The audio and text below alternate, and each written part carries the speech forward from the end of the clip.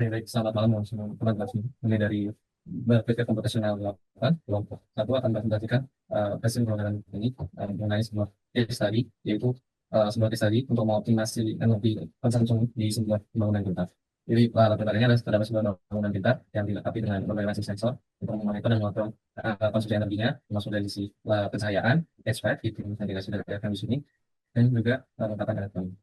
Jadi di sini kita ingin mengatur konsumsi sebuah konsumsi energi sebuah bangunan dan berdasarkan parameternya seperti pola okupansi, kemudian kondisi cuaca, efisiensi peralatan, dan tingkat kenyamanan bagi pengguna. Dalam konteks langsung saja kita kodenya. Di baris mana ada untuk komen install schedule yang khusus untuk memasukkan atau menginstal modul atau library schedule yang sebelumnya belum ada di Google Colab ini sendiri. Ini kita ada komen untuk mengimport schedule, terus untuk penjadwalan untuk menjalankan programnya dan ada import time yang fungsinya untuk nanti digunakan untuk menjaga eksekusi programnya. Kemudian ada from date time, import date time yang fungsinya untuk mengimport tanggal atau waktu untuk programnya. Kemudian ada function info yang fungsinya mirip sebelah mereka itu untuk menentukan zona waktu, memasukkan zona waktu dalam fungsi programnya. Yang terakhir ada IPONet yang fungsinya untuk masukkan fungsi operasi matematika yang dalam kasus ini digunakan untuk membulakan ke atas sebuah nilai. Selanjutnya ada garis atau tulisannya itu kelas. Jadi kita menginginkan sebuah kelas karena program ini berdasarkan OOP atau Object Oriented Programming, kita menginginkan kelas untuk bangunan pintarnya itu Smart Building.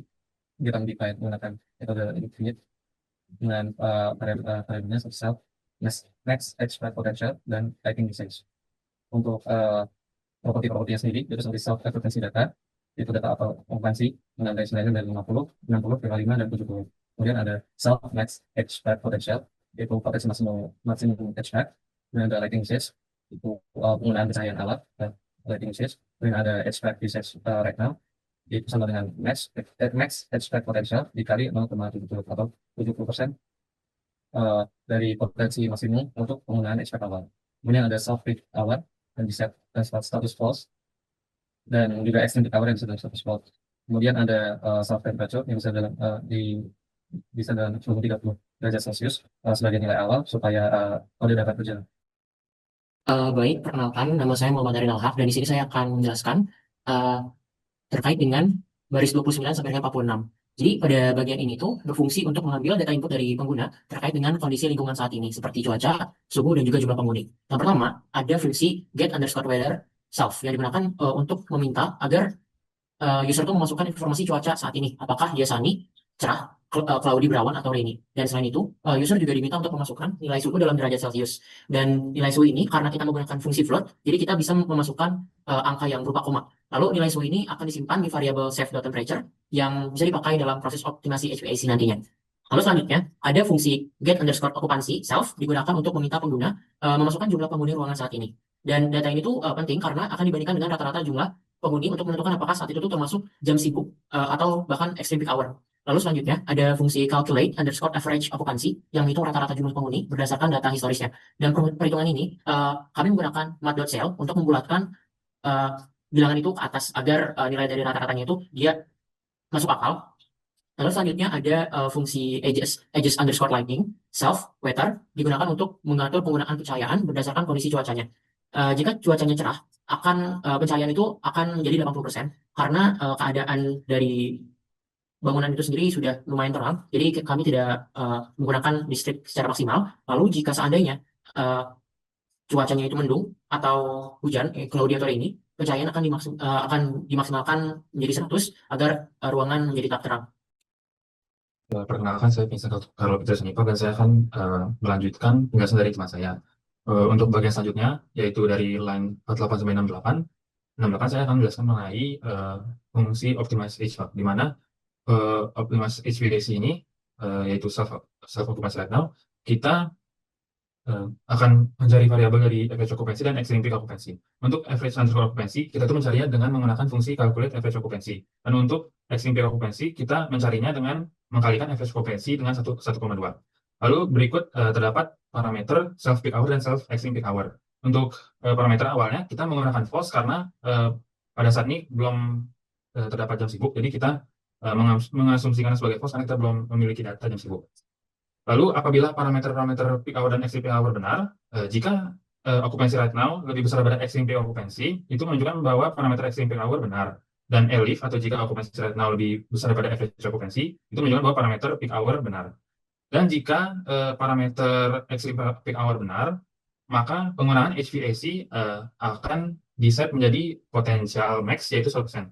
Tapi jika parameter peak hour yang benar dan bukan extreme peak hour, maka penggunaan HVAC-nya itu potential max HVAC dikali dengan 0,8. Tapi jika parameter peak hour dan extreme peak hour tidak benar, else, maka penggunaan HVAC-nya hanya dikali 0,7 dari max HVAC potential 70%. Lalu untuk dari temperaturnya, jika temperaturnya lebih besar dari 40, maka penggunaan HVAC-nya 100% max potential. Tetapi jika temperaturnya di atas 35, maka penggunaan HVAC-nya itu hanya 0,8 di max HVAC potential dikali 0,8 atau 80% saja. Baik, selanjutnya saya Mbah Nugroho akan melanjutkan penjelasan dari teman saya di sini, di mana bagian saya adalah kita akan membuat sebuah function untuk menjalankan optimasi maaf, dari smart building ini, di mana kita akan memasukkan mendapatkan data-data seperti weather dan occupancy rate now itu dari function yang sebelumnya sudah dibuat. Dan untuk self data occupancy ini kita akan melakukan append dari array yang sudah dibuat dengan data terbaru yang sudah diinput sebelumnya. Begitu pula dengan adjust lightingnya dari data weather yang sebelumnya, dan untuk optimize HVAC-nya dari data occupancy saat ini. Dan selanjutnya kita akan menuliskan kembali data-data yang kita miliki dengan function-function yang sebelumnya sudah kita buat. Seperti di sini kita ada parameter time, kita akan menggunakan function time yang sebelumnya sudah kita input, sudah kita import ke dalam program kita. Kemudian ada parameter weather dari function weather sebelum kita buat, temperatur, result flow temperatur, dan seterusnya. Ada current occupancy, average occupancy, HVAC usage, lighting usage, peak hour, dan extreme peak hour. Ini semua dari function-function yang sudah kita buat sebelumnya. Dan selanjutnya kita akan mendefinisikan building itu sendiri, di mana building itu adalah smart building dengan parameter max HVAC potensialnya di 100 dan lighting usage-nya di set ke 100. Oke, baik. Perkenalkan nama saya Marceliano. Izinkan saya untuk melanjutkan penjelasannya dari line 97 ke line terakhir 116.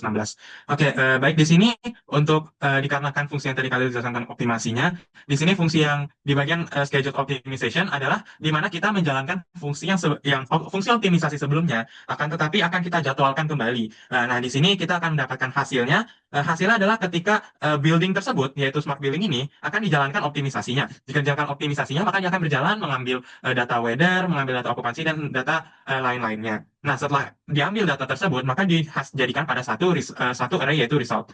Nah, di sini kita akan mengeprint result tersebut agar user dapat mengetahui data tersebut. Jadi di sini dalam array result kita ada time, yang mana time di sini sudah didefinisikan dari fungsi sebelumnya. Lalu di sini kita ada tambahan sedikit tabel supaya lebih intuitif dan lebih dapat enak dilihat. Di sini terdapat cuaca, yang mana di sini termasuk dalam variable weather, temperatur yang merupakan resultnya dalam bentuk Celsius dari temperatur yang di atas, okupansi saat ini atau jumlah penghuni saat ini dari current okupansi yang sudah didefinisikan di atas, rata-rata okupansi dengan average okupansi yang sudah dihitung di atas, dan di sini terdapat peak hour. Nah, jika misalkan resultnya adalah peak hour, maka di sini akan ditampilkan peak hour. Else selain itu maka tidak. Sama seperti extreme peak hour, iya jika resultnya peak hour yang di atas, dan juga selain itu tidak. Nah, di sini penggunaan HVAC seperti biasa menggunakan array result dari atas, dan juga penggunaan pencahaya menggunakan array result dari atas juga. Nah, di sini yang membedakan adalah kita akan menjalankan schedule-nya.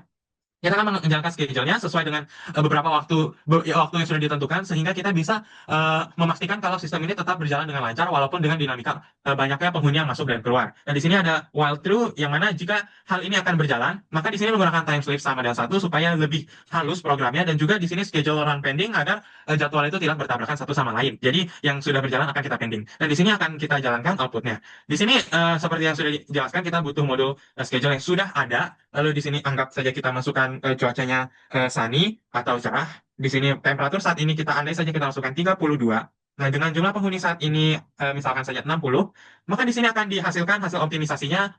Dikarenakan cuacanya masih cerah, maka penggunaan pencahayaannya hanya 80% saja. Dia juga di sini dikarenakan rata-rata dari okupansi 59 dibandingkan dengan data sebelumnya, yang mana adalah 50, 60, 55, dan 70, di mana hal ini sedikit di atas rata-rata, akan tetapi tidak begitu jauh. Sehingga di sini penggunaan HVAC atau heating, ventilating, air conditioning-nya hanya dinaikkan 80% saja. Jadi di sini kalau misalnya kita coba dengan data lain, yang mana jika dalam waktu setengah jam atau parameter yang sudah ditentukan sebelumnya, cuacanya berubah dan juga temperaturnya juga berubah menjadi lebih